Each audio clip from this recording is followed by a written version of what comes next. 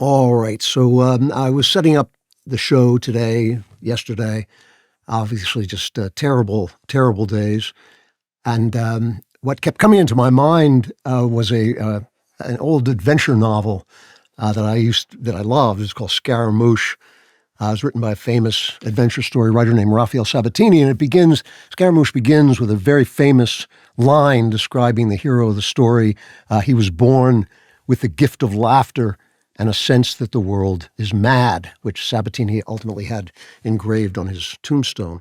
He was born with the gift of laughter and a sense that the world is mad. And that's the way we always like to begin the show, with the gift of laughter and a sense that the world is mad. I'd go further than that and say we love to begin the show that way. I think we all have a good time.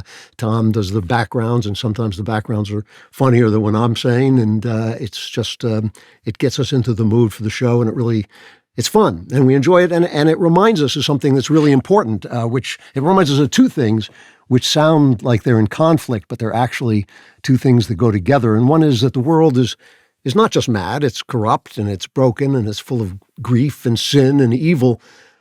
We are living, as C.S. Lewis said, in enemy territory. And we are, all of us, struggling with what that means and waiting for the conqueror to come back and reclaim his creation and reclaim us, his own people.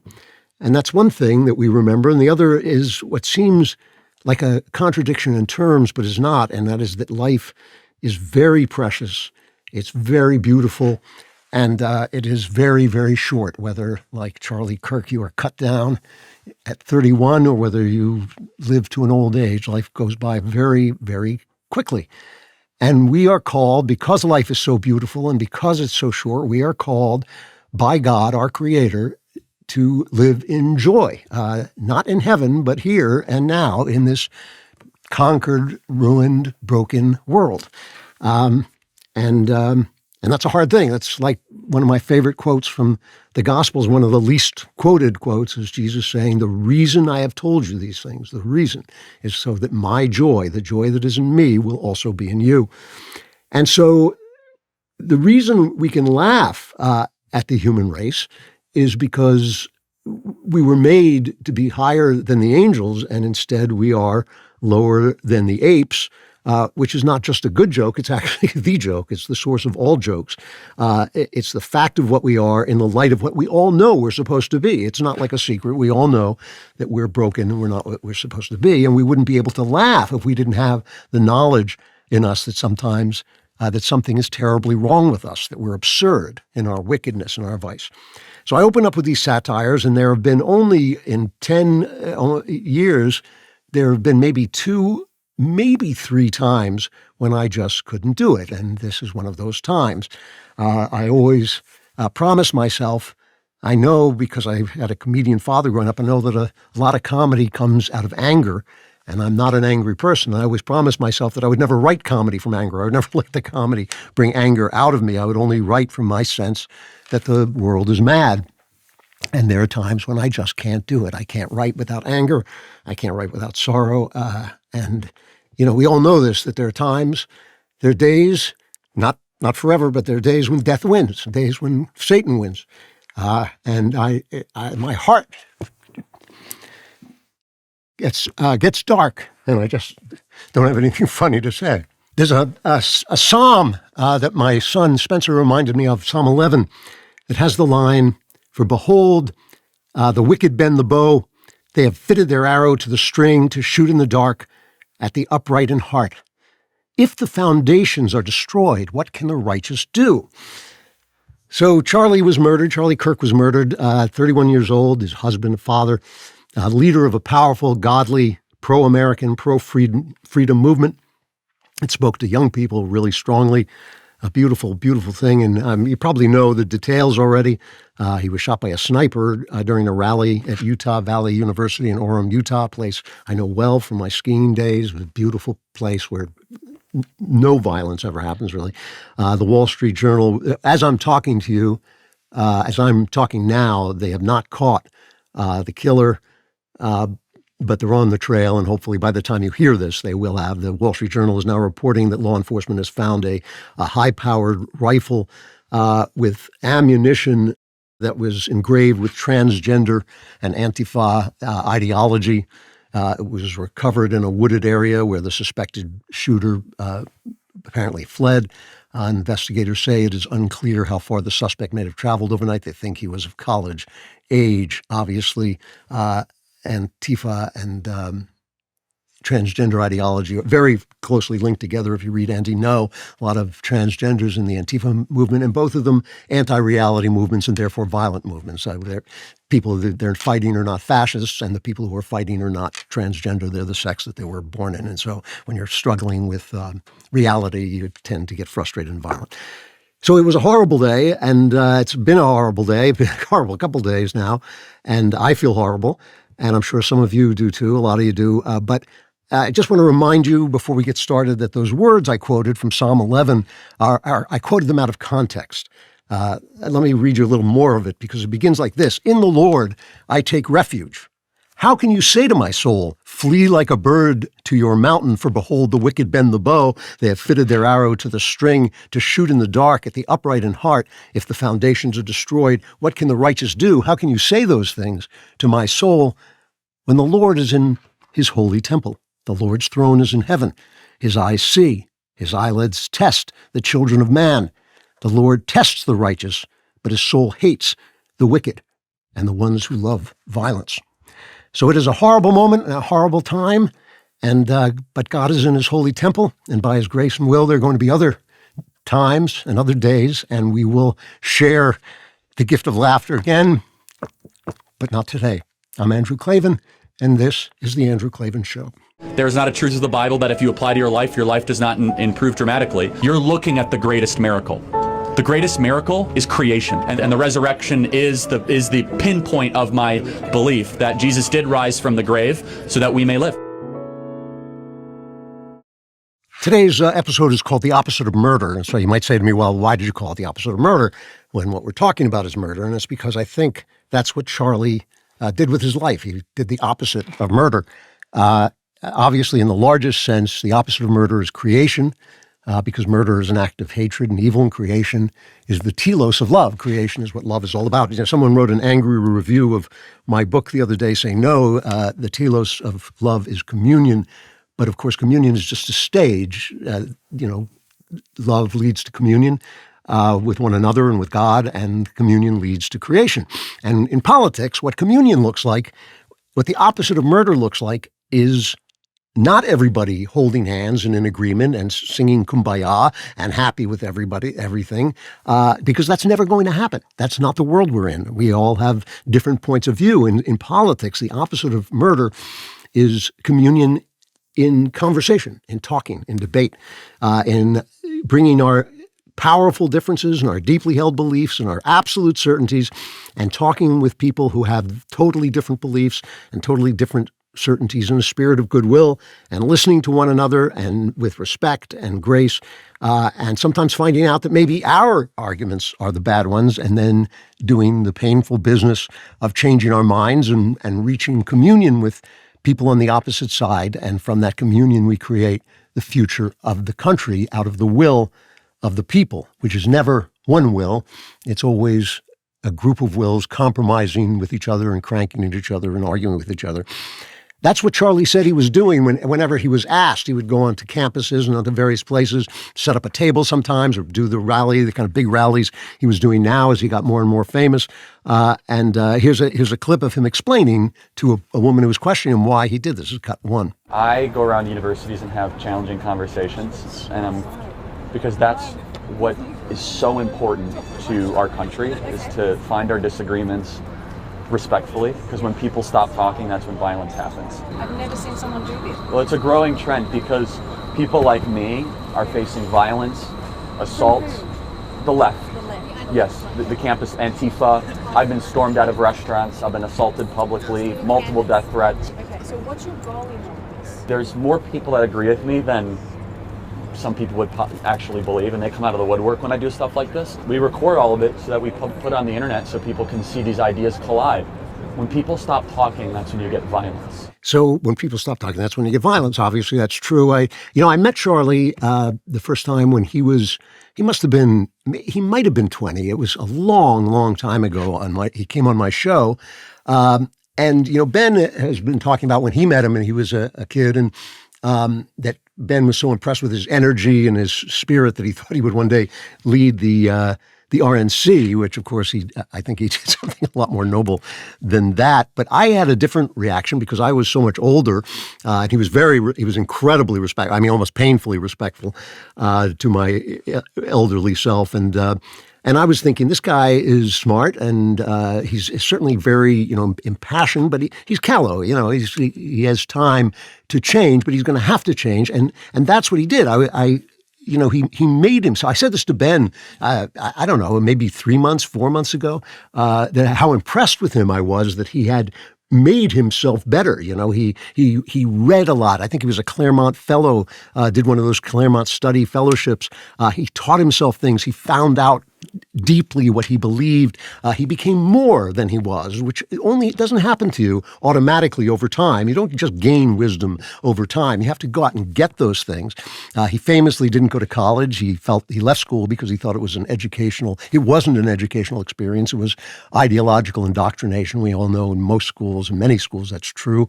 And he started Turning Point USA, which relatively rapidly became a huge and powerful organization with branches all across the country and spreading the word among young people. He was a big force in getting Trump reelected, bringing young people into the Trump campaign. He reminded me, oddly, I think he partly modeled himself on Ben. I think he modeled himself on people he saw who were doing good things. And he reminded me of Ben in a lot of ways because I met Ben when he was a kid too. And I used to think, wow, this guy has been given a gift of God with this tremendous brain. But he was also a kid, and kids are callow. They don't really get the whole picture yet. And I watched Ben, as I've said openly. Everybody always knows what I think of him. I watched him with great admiration and affection as he learned that all those facts in his head required also an understanding of people's feelings. He started out saying facts don't care about his feelings, but I can tell you stories, which I won't tell you because they're his stories, of watching him suddenly discover, oh, wait, there are people inside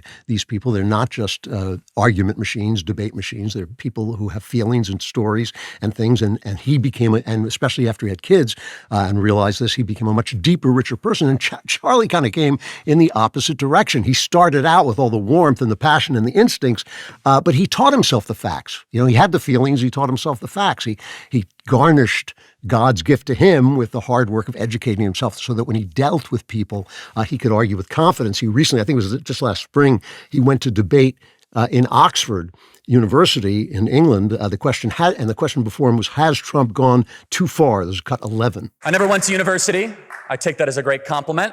So therefore, everyone who went to university should be able to run circles around me. You'll be the judge, but I'll do my best. Has Donald Trump gone too far? Well, I can nitpick at how vague that question is. What is too far exactly? Are his tweets too long? Can all of us even agree on what we're aiming at? I don't think so. The truth is this. If you dislike the West, and if you hate the West's values, if you think the West is evil fundamentally and deserves to be destroyed, then anything Donald Trump does basically short of surrender will be too far for you. So, that's a very American thing. My son went to Oxford. These are the smartest people in the world. They are, dauntingly smart. I sometimes listen to Spencer talk to his fellow Oxfordite, Mary Harrington. I can barely understand what they're saying with the references and the depth of knowledge that they have. And he, I won't state it too strongly to say he took them apart, but he did. He had the facts, he had the knowledge, and he made himself that. He made himself become that, and to be a self-made person who starts out with gifts and garnishes them is exactly what America is all about. So this murderer, whoever he or she turns out to be, killed someone who was doing the opposite of killing people. He was talking to them. He was discussing them and he was debating them. Because of all the wrong things the left says, language is violence is the wrongest thing. It's the wrongest thing that they say. Language is what we have instead of violence. I think was it FDR? He said, I prefer jaw to war. It's unique to human beings, this gift of language. And the kind of language we have is unique. It's uniquely suited, according to my Oxford-trained linguist son, Spencer, is uniquely suited to the expression of ideas. Other people, other animals get along with this very rudimentary forms of communication. They can talk to each other in certain ways, but we're born with this instinct for expressing ideas because we're spirits. We are spirits, and that's what makes us act, is ideas. We're not machines that act after a sequence of physical events. Ideas are what move us for good and for ill, and that's why this idea that language is violence and there are things that you must not say and ideas of violence, that's why it's so toxic. And that's why, you see the left in moments like this, not all of them, I have to say this, not all of them, but you see them expose themselves. Matthew Dowd was fired from MSNBC. You really have to, you got to work at it to get fired from MSNBC. But he reacted to Charlie's murder with this, is cut 6. But following up on what was just said, he's been one of the most divisive, especially divisive younger figures in this, who is constantly sort of pushing this sort of hate speech or sort of aimed at certain groups. And I always go back to hateful thoughts lead to hateful words, which then lead to hateful actions. And so they fired him. He should be fired. He should be drummed out of the profession. That is not, he shouldn't be silenced, but he should not be somebody that respectable people have on. Compare that to this report from John Carl of ABC. Now, I have gone after John Carl possibly 1,000 times. He is a very, very left-wing reporter who reports with great bias from ABC. And this is him talking about Charlie after he was murdered and after Carl had been hanging out at the White House, where people were, of course, devastated because he was a friend of many of them. It was cut 7. First, David, I have to say that the president sounded really struck by the event. He sounded shaken by what had just happened. It was before he had announced that Charlie Kirk had died, and he told me, it's horrific. It's one of the most horrible things I have ever seen. He was a great guy, he said. He was a good man. He was an incredible guy. Nobody like him. And David, he also said, he liked you. I don't know why, but he liked you. And I have to say, my engagements with Charlie Kirk, he was a real critic of the news media. He was always willing to engage and always pleasant in those conversations. See, this is the thing. I mean, that is a remarkable thing for Carl to say, and good for him for saying it. Charlie was so often like this. The New York Times, running the story, went out of their way to quote things that he said that they thought could be construed as hateful and small-minded. And yet, if you watch Charlie, you have to remember he started out as a kid, just like Ben. Ben at one point posted a list of things that he had said that he no longer adhered to. If you can't change your mind over time, when you start out at 18, then you can't grow up and you can't become the kind of deeper, richer people that Ben and Charlie became. And so they can quote things that he said, but, when he would, he's a devout Christian, a devout evangelical Christian. He felt homosexuality was a sin per se, and yet I had seen him numerous times when gay people would approach him and say, "What will you say to me?" He would say, "I say welcome to the conservative movement. I don't think what you do in the bedroom defines you. Obviously, I think you shouldn't live that way, but that's not what defines you." And he was talking, of course, about ideas. And let me just say, a lot of people, this is I'm not going to lie to you. I don't want anybody to think that I'm saying to you, don't be angry or don't be sad. My heart feels like yesterday, I thought my heart was going to burn away from the acid inside it. I mean, I could barely speak. It was just, the rage and the grief were so powerful. But it's not that hard.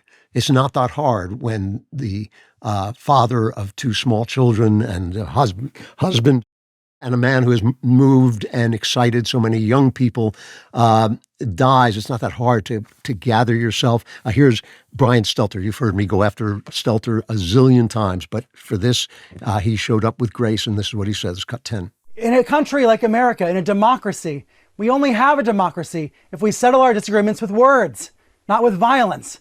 For the liberals, for the anti-Trump voices, for the anti-Kirk voices out there who feel despair, about the direction of the country's politics, the way to address that is through words, not through violence. And so whenever we see one of these appalling crimes, it is disturbing because it cuts to the core of how the American democracy functions. You know, and I could say the same thing about Stelter that the New York Times tried to do to Charlie, but let's not. You know, let's not today. Let's just say good for Stelter for showing up here and talking about the fact that this is in politics, to disagree with grace is what we do instead of killing each other. You know, Charlie was at this rally. He was talking about transgender violence when the sniper took him out.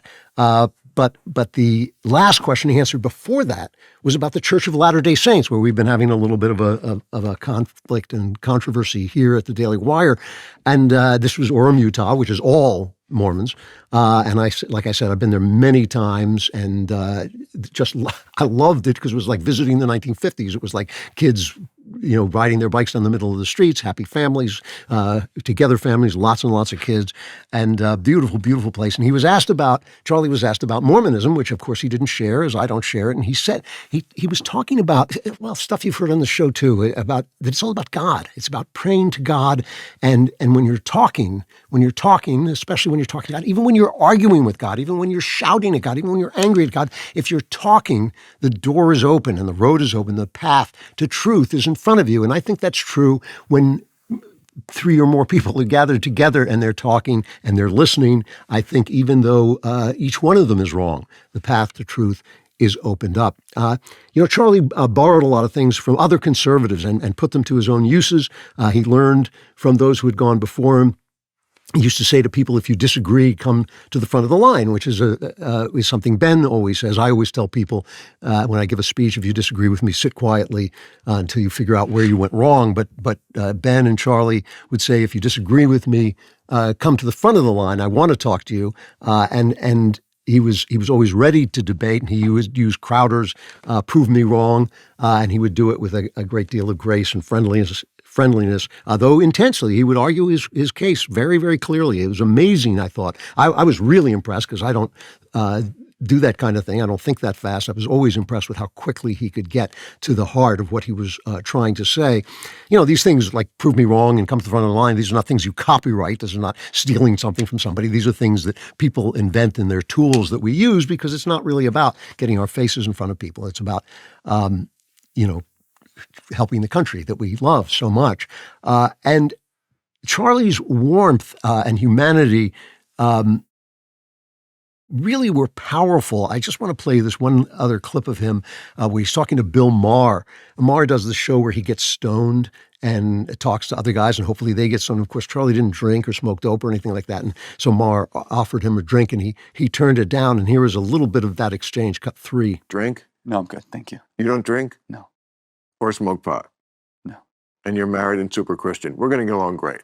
You know, this is going to just be perfect. But can I just ask you, because I want to find out a lot about you, because you're obviously a super bright guy, but you do think that I have the right to live completely opposite than you do. I think you can get as drunk as you'd like. And you're that kind of an American, right? You're not forcing your opinions as. I'm not here to say you can't. What are you talking about? No, okay. So what I love about that clip is if you're listening to it, you can't really see it, but it makes the drunken Mar look like what he is, you know, just a little bit pitiable, you know, not bad, not evil, but somebody you don't want to be because he doesn't condemn him, because he greets him with warmth. He says, it's going to be perfect. I'm happy to talk to you, even though we're so different.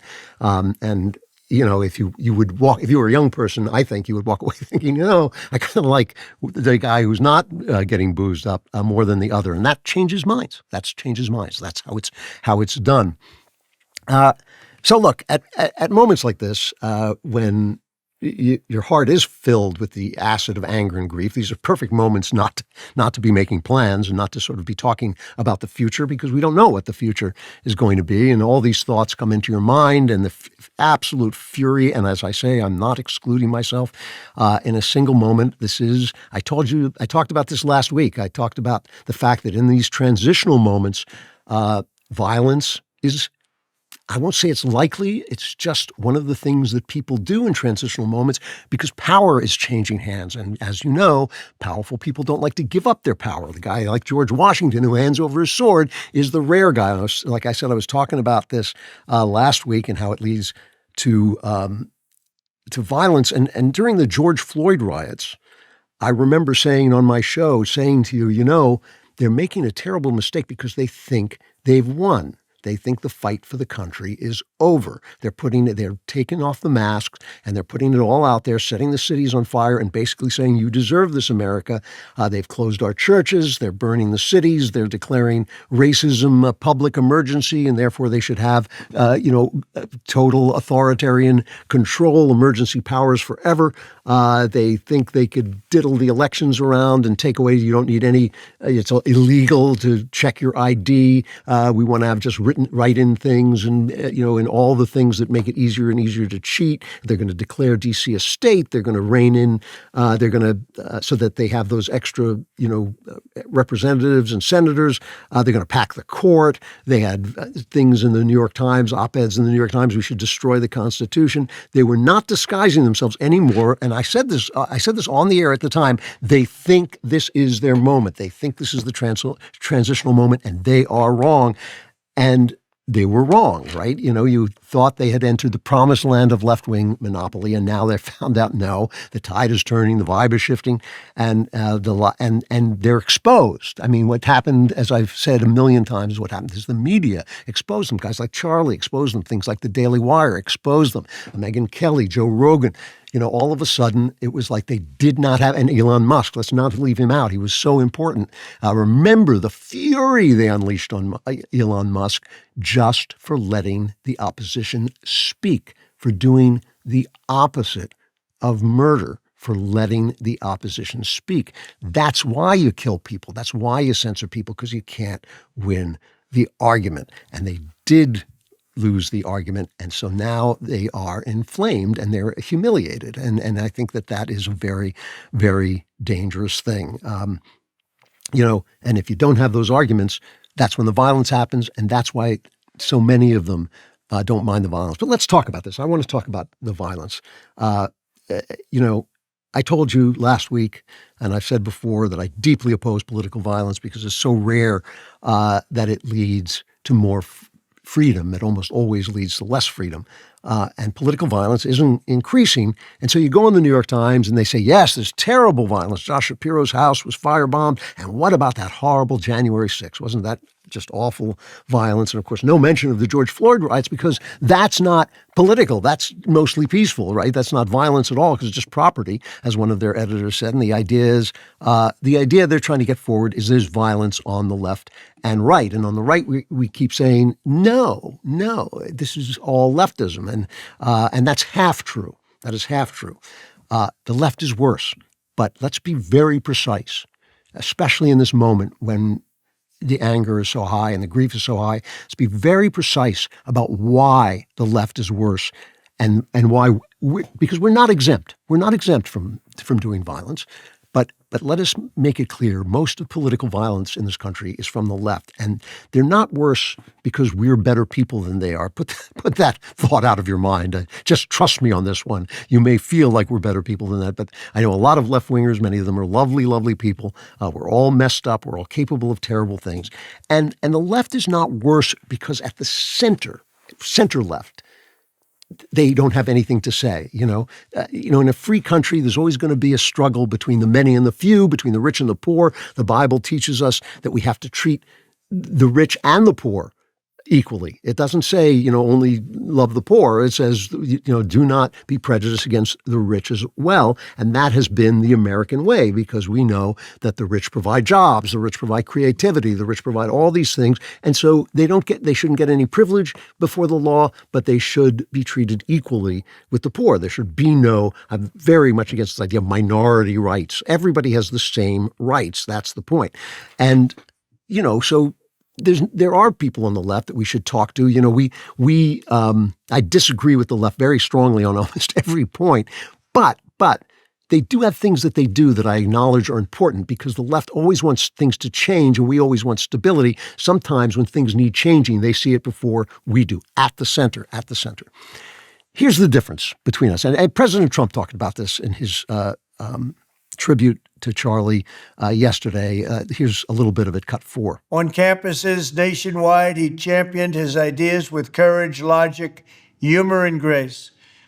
It's a long past time for all Americans and the media to confront the fact that violence and murder are the tragic consequence of demonizing those with whom you disagree day after day, year after year, in the most hateful and despicable way possible. For years, those on the radical left have compared wonderful Americans like Charlie to Nazis and the world's worst mass murderers and criminals. This kind of rhetoric is directly responsible for the terrorism that we're seeing in our country today, and it must stop right now. Here's the thing about that. He's talking about the radical left calling us Nazis. And by the way, Trump announced today that this Thursday, that would posthumously award Charlie the Presidential Medal of Freedom. The difference between the left and the right is this. Our center is at the center of our movement. Our center, the central right ideas are at the center of our movement. The people they call far right are not far right at all. Ben Shapiro is not far right. I'm certainly not far right. If you played a speech by John F. Kennedy, Ben and I would probably agree with almost all of it. Not all of it, but a lot of it. I mean, John F. Kennedy was virulently anti-communist. He cut taxes. He was, this is an icon of the left, the Camelot of the left. He is what most of us are. We are not far right. We are center right. We are what people in this country have believed forever, okay? The problem is that the radical left holds the center of the left. They hold the high ground on the left. People who say literally insane things like men can become women, or Trump is Hitler, or let's get rid of the Constitution, or let's pack the Supreme Court, or let's show children gay in elementary school, things that were absolutely detested by everyone 15 minutes ago. Those radicals hold the positions of greatest power and influence on the left. When Obergefell, that thorn in the side of America, that decision that said not that you could have gay marriage, but that gay marriage was a constitutional right. It's a lie. The decision is a lie. There is no constitutional right to gay marriage. And that's what makes it so bad, just like Roe v. Wade was bad. And it's going to have the same effect of Roe v. Wade, where somehow we would have all reached some kind of consensus on this, maybe, civil relationships or whatever we decided on. But instead of that, we're going to argue about it for decades, and then it's going to cause more and more division. And then eventually the Obergefell will have to be overturned. But when Obergefell was passed, Barack Obama was president, and the man who had told us that marriage was just between a man and a woman lit the White House, the People's White House, up with rainbow lights, right? And suddenly every corporation had a gay flag, and our embassies in Muslim countries had, pride flags on them. And we had a month to celebrate homosexuality, right? The pride of homosexuality, that power of the clerisy, the people who set opinions, that power of communication, that power of the academy, the Hollywood, the news media, all of that was marshaled to nail down this opinion, which even then was not a majority opinion. It was made so that you could not say that it was not the majority opinion. So the radical left is the left, whereas the radical right is not. I mean, you hear me come on here all the time, and Ben does it, and most of us do it, and talk about the people who have gone off the reservation on the right, and we take holy hell from them for it. But they're not the center of the right-wing movement. And by the way, the radical left is not most left-wingers, right? It's just they have seized the institutions. And they always say the same thing, by the way. They always say, what about Donald Trump? What about Donald Trump? Well, listen, Donald Trump has a rough-hewn way of speaking, and he can be very tough and say very blunt, things with four-letter words and all this. His policies are absolutely dead center. Rule of law, obey the Constitution. He never, these judges make stuff up to stop him, and he has never disobeyed them. He has always followed the law.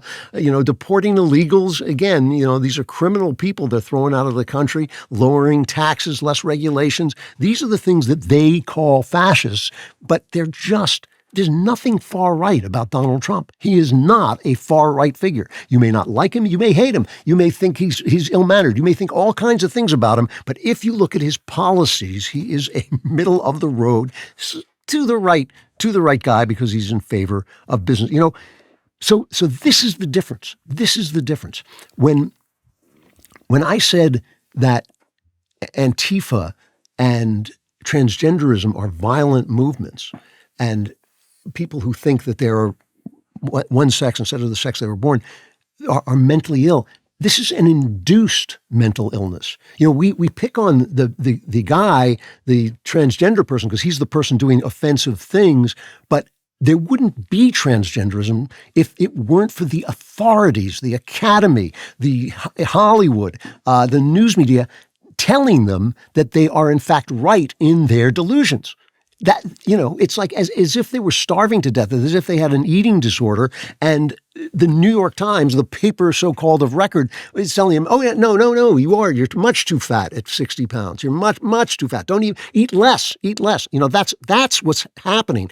That's where this violence is coming from. And I don't want to use inflated rhetoric and say the New York Times has blood on its hands. That's not what I'm saying. I'm saying the atmosphere in which these things take place is an atmosphere in which the furthest left-wing people dominate the left-wing movement. Why is it that a moderate left-winger can't get elected, and if he does get elected to Congress, he can't do anything? It's because of the press. It's because of the academy. It's because if you put Barry Weiss, the mildest of a liberal, a person on the left of the center, if you put her in charge of CBS, they threatened to walk out. She was called a Nazi by the New York Times in-house. She was called a Nazi for being on the center left instead of the radical left. And that's the issue. It's not that we don't have our crazies. It's not that we don't have our hatefuls. It's not that we don't come out and say hateful things on a bad day. It's none of those things. It's that those ideas are fringe on the right. They belong in the comment section on the right, wherein on the left, they dominate the party. Okay. When we started the Daily Wire, we used to have these wonderful discussions and arguments. And the guys used to say, they're all younger than me, and they all used to say, this is the most divisive moment since the Civil War. And I'd be like, guys, when I was a kid, they murdered the president. They murdered the president's brother. They murdered Martin Luther King Jr. They murdered Malcolm X. George Wallace was shot down. It was like every day somebody was being bumped off.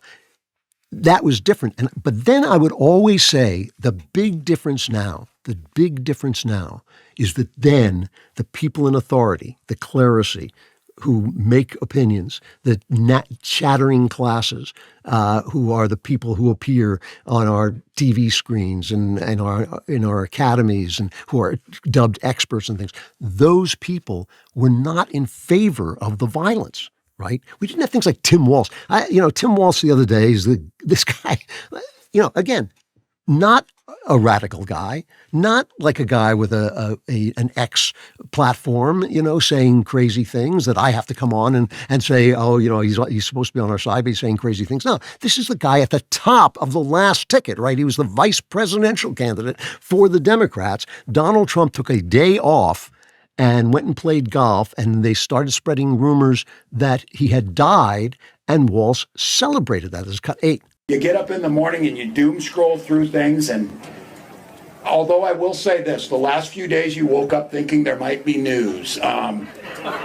Just saying.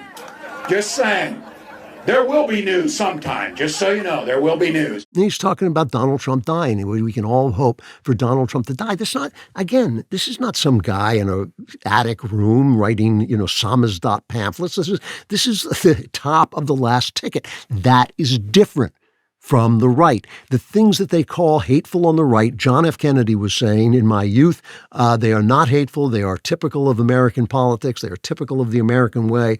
And so, they dub us far right. They say that we're radicals. They say we're weird. They're calling J.D. Vance weird because he has a wife and kids. They call Mike Pence weird because he tries to avoid situations where he might be tempted to do something stupid, in his marriage. So he doesn't want to do that. So he avoids those situations. And they made fun of him for it while they're spreading, while the New York Times and other venues are publishing, how to do a throuple, how to cheat on your wife with that kind of, this is the kind of thing that they're doing that they consider to be mainstream, but it's not, right? And editor, I was talked about it before, Nicole Hannah-Jones, who published this dishonest 1619 project claiming that America was founded in order to preserve slavery, which simply is not the case, and then said she didn't say that she did that when she did.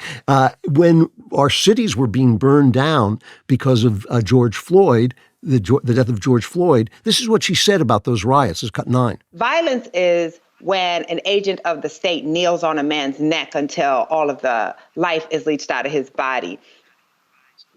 Destroying property which can be replaced is not violence. And to put those things, to use the exact same language to describe those two things, I think really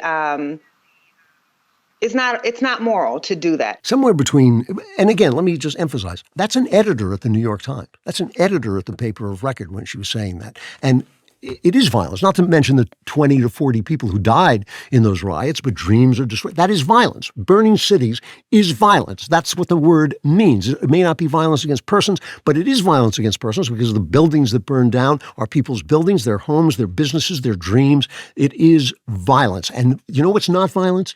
Talking is not violence. Language is not violence. Silence is not violence. Debating is not violence. It's the opposite of those things. And so these are the people who have induced this mental illness in this country because they're powerful people. The left took over our institutions. We all know this. Well, congratulations, good job. You did what you set out to do. But when you take over institutions, you inherit institutional responsibilities. You now have you don't just have the power of running Yale. You don't just have the power of the New York Times. You don't just have the power of owning every network and every Hollywood studio. You also have the responsibilities that come with that. You can't just declare yourself mainstream because you're not. Institutional responsibilities are always, in some sense, conservative. If you run a central institution, you can't, by definition, be a revolutionary, because this is the thing, the left wants to oppose the man, but they are the man. They've been the man for 30 years. And the man's job is to protect what was built by the men who came before him. It's okay to have an avant-garde. I think we should have an avant-garde. We should have people who say absurd and ridiculous things. Sometimes avant-garde ideas become establishment ideas, but the avant-garde can't be the establishment because of the paradox of radicalism, which you've heard me speak about before. The paradox of being a radical is that your values were formed by the civilization you are in. The reason you think the poor should be taken care of is because you were raised in a Christian-based country. That is why. That's the bottom of the Jenga tower. You tear that down, you're such a radical. You tear that down, you tear down the tower. So you destroy it. And if the institutions are out to destroy the institutions, that there's a word for that. It's called self-destruction. The president here is not here to fundamentally transform America. The president is here to make sure America survives into the next generation. If he can tinker with it and make it a little better and fix some of its flaws, huzzah. But his first responsibility is to keep it safe. It was handed down to him. People died to preserve it. He's got to keep it safe. And so when the president stands up and says, we're going to fundamentally transform the country, he's in the wrong place. He should be in an attic writing samizdat. Everything that grows out of the left grows out of this one thing. It is the idea that you can govern as a radical, that they are revolutionaries who don't have to have a revolution because they infiltrated the institutions. No, I'm sorry. You take over the institutions, you become institutional, you have institutional responsibilities. That means you have to conserve things. The very phrase woke, this phrase woke, suddenly it implies that suddenly they have awakened to the realization that only they see that life is imperfect and values are wrong. It's the criminals who are the victims. Why didn't you don't see it, but I'm woke, so I see this. It's the criminals, the victims. The victims are the criminals because they represent this evil society. The victims deserve what they get. Why doesn't the left want gangsters deported? Why don't they want criminals imprisoned? Why do they feel a man charged with crime should be set free a dozen times? It's because they have awakened. They are woke, and they see at last that our country is fundamentally wrong, and therefore those who are wrong in that context are in fact the ones who are right, and those who are evil are good. And you know what the Bible says about people who call evil good. All of this is fine. Again, if you're some offbeat guy with a little beard and a ring in his nose, sitting up in an attic writing tracts. But when you have corporations like movie companies making billions of dollars, making movies about how great socialism is, you are in a state of self-destruction. While we're talking about murders, this is the story of Irina Zarutska, this beautiful young Ukrainian refugee who was slaughtered on a light rail in Charlotte while she was sitting there reading her phone in North Carolina by a madman who had been arrested and released 14 times. And the media, the institutions that are taxed with spreading information, covered it 0 times. And Charlie was instrumental in forcing it down their throats. Here's what Charlie said, cut 2. A white Ukrainian refugee was murdered just because she was white. Everybody knows that, obviously. If a random white person simply walked up to and stabbed a nice, law-abiding black person for no reason, it would be an apocalyptically huge national story used to impose national sweeping political changes on the whole country. Instead, Megan Basham, no one seems to care when a white woman gets stabbed to the death. He's obviously talking to our own terrific Megan Basham. But that's the moment we're in. This is the moment. This is the fight we're in. This is the exact moment we're in. The way the left lost the power it thought it had secured forever was information, was talk, was language, was what Charlie was doing. It was the opposite of murder. They weren't murdered. We didn't kill our way back. We simply spoke and argued and publicized our way back into the mainstream. That's what happened. And that's why they think language is violence, right? So this is what this fight is about. This is what this moment is about, this transitional moment when I am fearful of more violence, and I'm fearful this is the start of something dreadful that could happen if we don't act wisely and act well all across the board. That it is that fight that we are in. Can they share the information space? Are they willing to meet in debate? Are they willing to have people who speak and aren't shouted down? Because there are only riots on campus. There are no right-wing riots on campuses when left-wingers come to speak. That doesn't exist. That's a non-happening thing. That does not exist. It's only when people like Ben and me and Michael go that there is danger, that there is actual danger, people rioting, right? There were no pro-Jewish riots. There were no pro-Israel riots. There were pro-Hamas riots because that's the far left making friends with people they shouldn't be making friends with. So we are in this moment. And when finally the mainstream media, because of Charlie and other people too, but and Elon, I have to say, because a lot of it came on X, finally they had to cover the story of this beautiful young woman being murdered. And the New York Times, of course, did Conservatives Pounce. And Abby Phillips on CNN did the same thing. This is cut 5. People like Charlie Kirk, they've been looking for opportunities to make this some sort of like reciprocal George Floyd situation. And that's the part that I think he's almost giving away the game. And it's sad to see a lot of people going along with it. So I called her Abby Phillips. It's Abby Phillip. And here's the thing about this. And they all start saying, oh, it's racist. The reason Charlie said that he killed her because he was white is because the guy, as he walked off, is on video going, I got that white woman. I got that white woman. He wasn't just making that up. I started out early on as a newspaper man, and I was a radio news writer and a radio reporter as well for a while. And there are two kinds of stories in the news. there are sensational stories and there are indicative stories. And of course, the sensational stories are what sell newspapers, right? So a rich person is killed, a beautiful blonde woman is killed, a billionaire kills his wife. That's a sensational story. It doesn't really tell us anything. And so in the old days, that was fine with reporters because they were working class guys just, doing a job. But once it became a profession, once you became journalists, you stopped being reporters and you were a journalist with a degree from journalism school, people got embarrassed by these sensational stories. It's very human. It's very human to follow a sensational story. Just in the same way you watch a Shakespeare play about the Prince of Denmark, the prince represents you, and you may be, a janitor, but somehow the prince speaks to you. That's a very human thing, to attach yourself to people who are famous, big, rich, royal, whatever it is. So sensational stories sometimes catch the imagination without really meaning anything. And once journalists got embarrassed by that, they would try to pretend they meant something. But then there are stories that are indicative of something. So the number of young goes up in a certain location. That's indicative of something happening in that location to young people, right? And that may be sometimes dull, and it's hard to get people to pay attention to that because oftentimes it's based on statistics.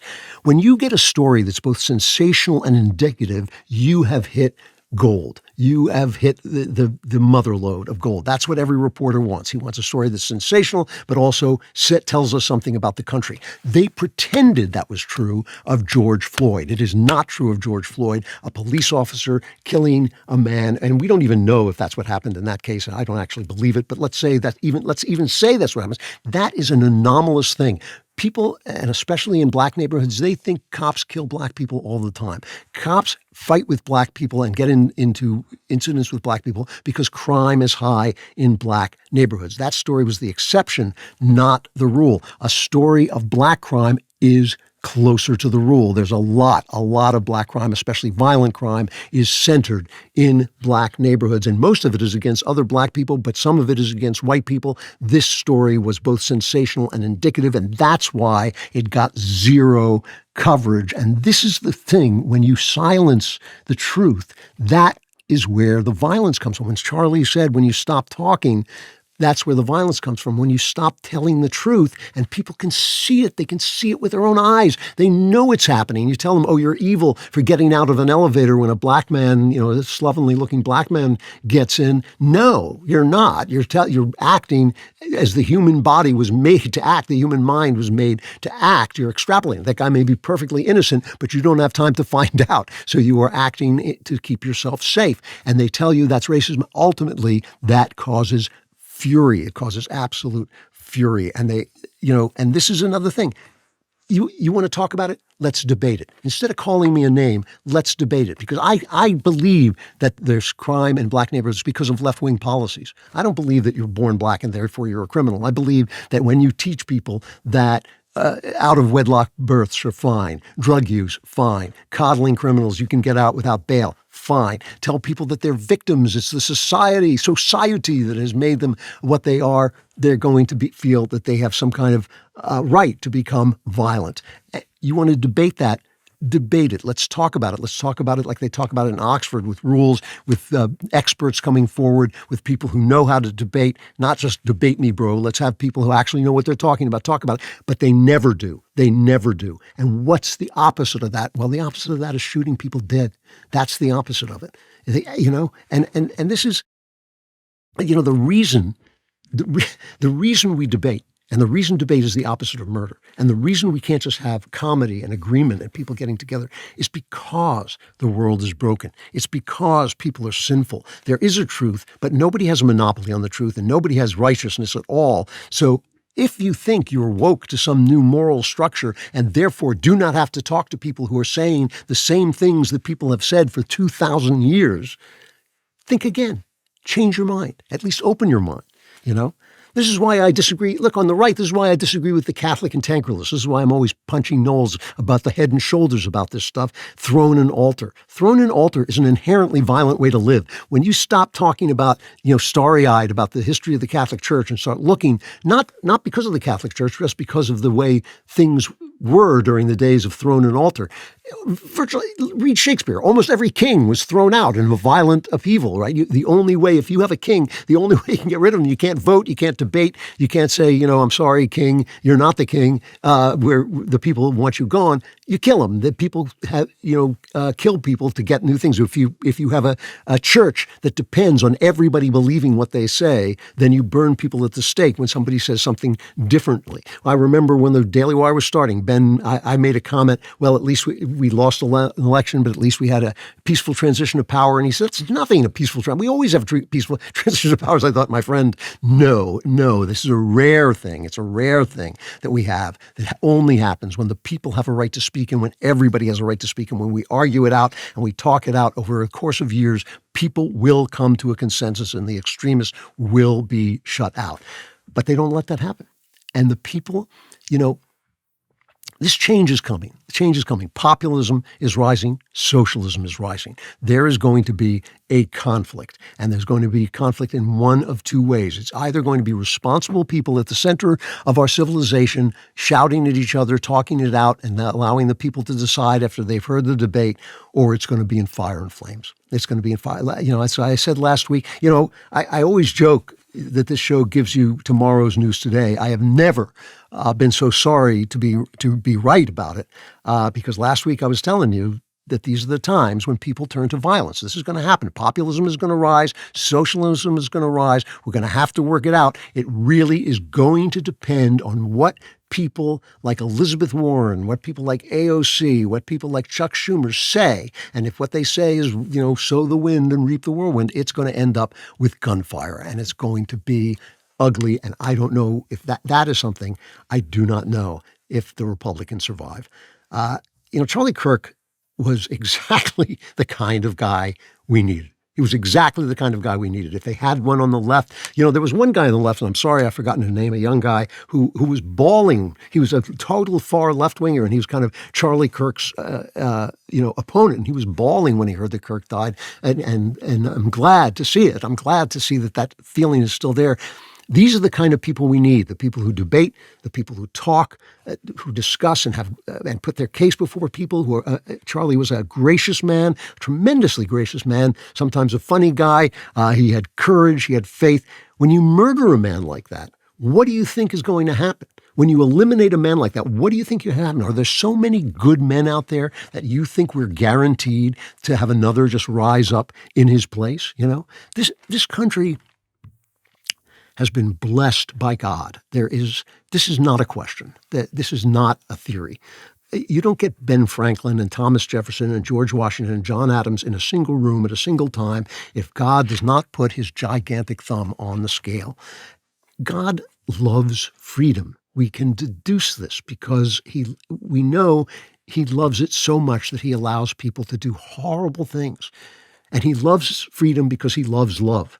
And he is love. And he loves, and he knows that love is an action that has to be freely chosen, and you have to be free in order to love, and to love truly. And that is why he loves freedom, and he will stand up for a country that loves freedom if it does not use its freedom for evil. This is a time of rage and sorrow, and like I said before, it's a perfect time to not talk about the future, to not say what you think is going to happen, because my heart is dark. I know my heart is dark. When your heart is dark, the world looks dark. When time passes, when you get some healing going on, and that will happen, that it will happen for all of us, things start to look a little light. You think, well, wait a minute, I despaired there for a minute, but I'll see another way forward. You get to be my age, you've been through it a number of times, that's going to happen. You don't jump the gun, you don't go on TV and start shaking your fist at people. You know that you've got to wait and see what the way forward is. This is a perfect moment to turn to prayer. And let me end with this, about talking about prayer for a minute. The left has been making fun of prayer. They think there's no God. They think that prayer is nothing. It's talking to yourself. The other day when children were murdered in that Catholic school in Minnesota, they said, the children were praying. If prayer helped, why were the children killed? I mean, this is in the Gospels. Jesus says there were people praying in temple when the temple collapsed on them and killed them. It's like, this is something that we know happens because this is what the world is like. The world is broken. The world is not our world. The world is not it's God's creation, but it has been taken over. It is enemy territory. And the left, because they have lost their faith in God, they have gotten a blown up faith in themselves. Socialism, leftism is an inherently materialist philosophy. It is the philosophy that we don't need God to come for us eventually and rectify things. We are going to do it ourselves. It's not a philosophy of, if I play with this, maybe things will get a little bit better, sometime. It's a philosophy that if we just have the right system, things will be right, which by corollary means that if things are wrong, then the system is wrong. When they talk about systemic racism, that's because black people do not have the same outcomes as white people. So there must be something wrong with the system.